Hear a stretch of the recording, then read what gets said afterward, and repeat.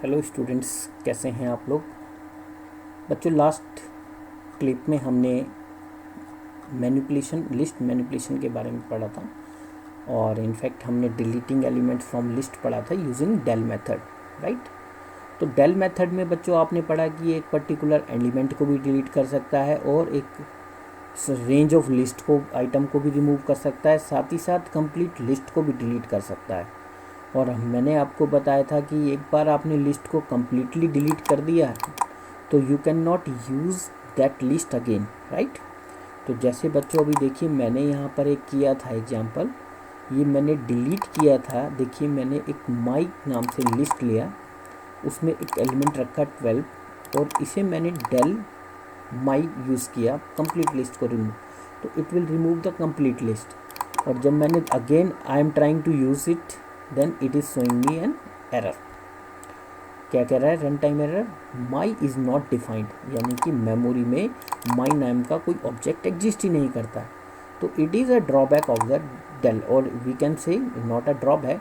when we want to use the del method to remove the list, we should be confirmed whether we want to delete that list permanently or not, right? So you should be aware about that one, right? चलिए next देखते हैं बच्चों,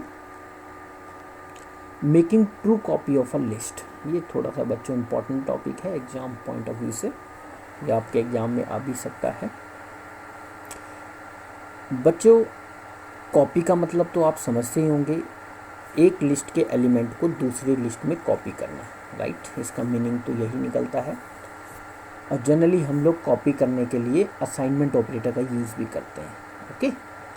assignment with an assignment operator on list does not make a copy, instead assignment make the two variables point two the one list in memory called the shallow copy. अभी तक बच्चों आपको यही लगता रहा कि पाइथन क्या करता है, जैसे आप यहाँ देखें कलर्स नाम की एक लिस्ट बनाएगी जिसमें रेड ब्लू ग्रीन 3 कलर्स हैं। और अगेन आप देखें हमने क्या किया, बी नाम से एक लिस्ट बनाई। हम चाहते हैं कि कलर्स के एलिमेंट बी में कॉपी हो जाएं।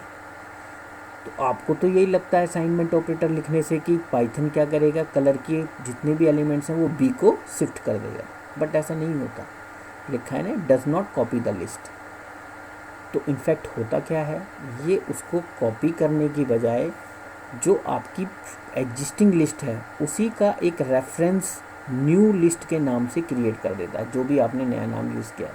मीन्स दैट कि instead of copying the elements from one list to another, it will make the reference of existing list with the new one. जैसे पहले आपने कलर्स आपके एग्जिस्ट कर रहे थे मेमोरी में, red blue and green, right, उसका नाम था लिस्ट का कलर्स। जब आपने कॉपी किया तो उसके बाद क्या हुआ, colours and B both are referring the same memory location, right. तो कॉपी नहीं हुआ, वो अलग मेमोरी लोकेशन नहीं है, वो सेम मेमोरी लोकेशन को कॉपी करने लगता है। इसी कॉपी के मेथड को शैलो कॉपी बोला जाता है, क्योंकि इसमें क्या होता है कि हम 2 different variables same memory location को पॉइंट कर रहे होते हैं।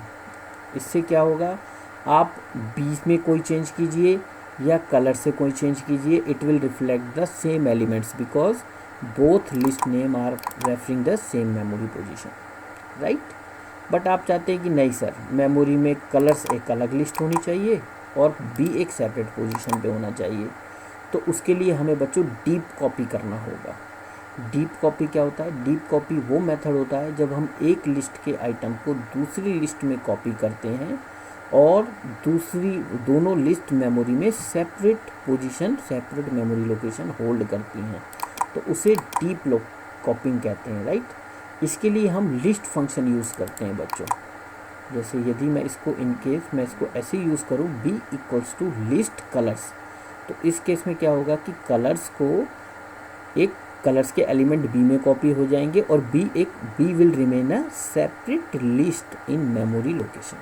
बी की मेमोरी लोकेशन मेमोरी में सेपरेट रहेगी।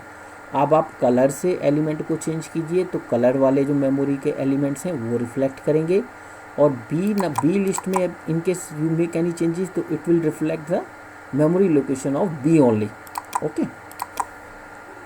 तो इस मेथड को डीप कॉपी बोला जाता है। ये एग्जाम में बच्चों आ सकता है आपके कि what is the difference between shallow copy and deep copy method of copying the list, right. तो इसको थोड़ा सा कर लेंगे आप, इजी टॉपिक है। कुछ और हम फंक्शंस देखते हैं लिस्ट के बारे में, राइट। देखिए, Python also offers many built in functions and methods for list manipulation. This can be applied to list as per the following syntax. जैसे आप देखिए, लिस्ट ऑब्जेक्ट का नाम डॉट मेथड का नाम, फिर आपके फंक्शन ब्रैकेट्स। चलिए, सबसे पहला मेथड होता है इंडेक्स मेथड। ये इंडेक्स मेथड क्या करता है बच्चों?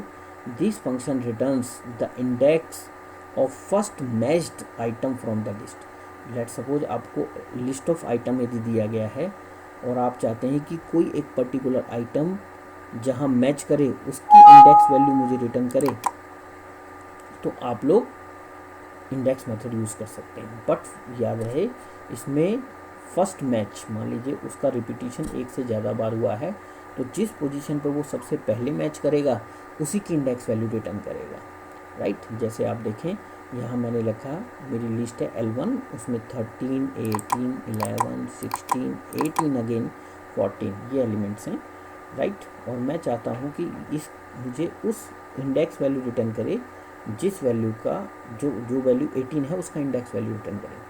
तो अब ये कंपेयर करेगा कि 18 कहाँ एग्जिस्ट करता है। यहाँ देखिए, दो जगह 18 एग्जिस्ट करता है, एक फर्स्ट पोजीशन पे 0, 1, 2, 3, 4, एक फोर्थ पोजीशन पे।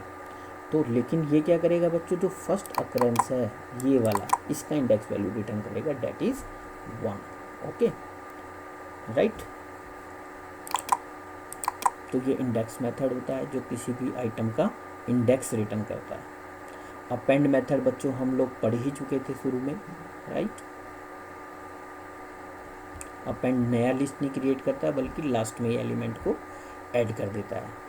अपेंड में बच्चों एक क्या है कि you can add only one item at a time, add an item to the end of the list. आप अपेंड मेथड से एक ही आइटम को ऐड कर सकते हैं। There are two methods to add the items in the list, one is append and next one is extend. इनमें difference आता है बच्चों। अपेंड फंक्शन केवल एक ही आइटम को ऐड करता है लिस्ट में, जबकि एक्सटेंड मेथड के through we can add multiple elements in the list. और इनफैक्ट एक दूसरी लिस्ट को आप फर्स्ट लिस्ट में भी ऐड कर सकते हैं, right. The extend method append हम कर चुके थे इनफैक्ट, फिर देख लेते हैं। जैसे यहाँ कलर्स में देखिए, रेड, ग्रीन, ब्लू है। कलर्स डॉट अपेंड आप करते हैं तो it will add the new item at the end of the list, right. Extend देखिए कि किस तरीके से मल्टीपल एलिमेंट्स को हम लास्ट में ऐड कर सकते हैं। तो यहाँ सिंटेक्स क्या रहेगा बच्चों, लिस्ट का नाम डॉट एक्सटेंड और देन लिस्ट, अनदर लिस्ट जिसको आप ऐड करना चाहते हैं। यहाँ देखिए, मेरे पास T1 नाम की एक लिस्ट है जिसमें A, B, C 3 एलिमेंट्स हैं, और T2 नाम की एक लिस्ट है जिसमें D और E एलिमेंट्स हैं। अब मैं ये T2 के जो एलिमेंट्स हैं इनको T1 में ऐड करना चाहता हूँ, अपेंड करना चाहता हूँ और लास्ट में। अब देखिए, अपेंड मेथड तो यहाँ मेरे रिक्वायरमेंट नहीं फुलफिल कर सकता, क्योंकि T2 में क्या है, 2 आइटम है। अब एक से ज़्यादा आइटम को ऐड करने के लिए मुझे एक्सटेंड मेथड यूज़ करना होगा। तो T1 ओरिजिनल लिस्ट का नाम डॉट एक्सटेंड कर दे, किसके, T2 के एलिमेंट को इसमें एक्सटेंड कर दे। तो फाइनली T1 क्या हो जाएगा बच्चों, A, B, C, D, E देखिए लास्ट में ऐड हो गया, ठीक है। अब बट याद रहे, इसका मतलब कभी भी ये नहीं है कि T2 का एलिमेंट परमानेंटली वहाँ शिफ्ट हो जाएंगे। नो, आपने जस्ट उसके एलिमेंट इसके लास्ट में ऐड किए हैं। T2 will remain unchange, T2 की वैल्यू वो भी D और E एलिमेंट T2 के पास भी रहेंगे। आपने जस्ट उसकी एक कॉपी T1 में ऐड की है, ओके।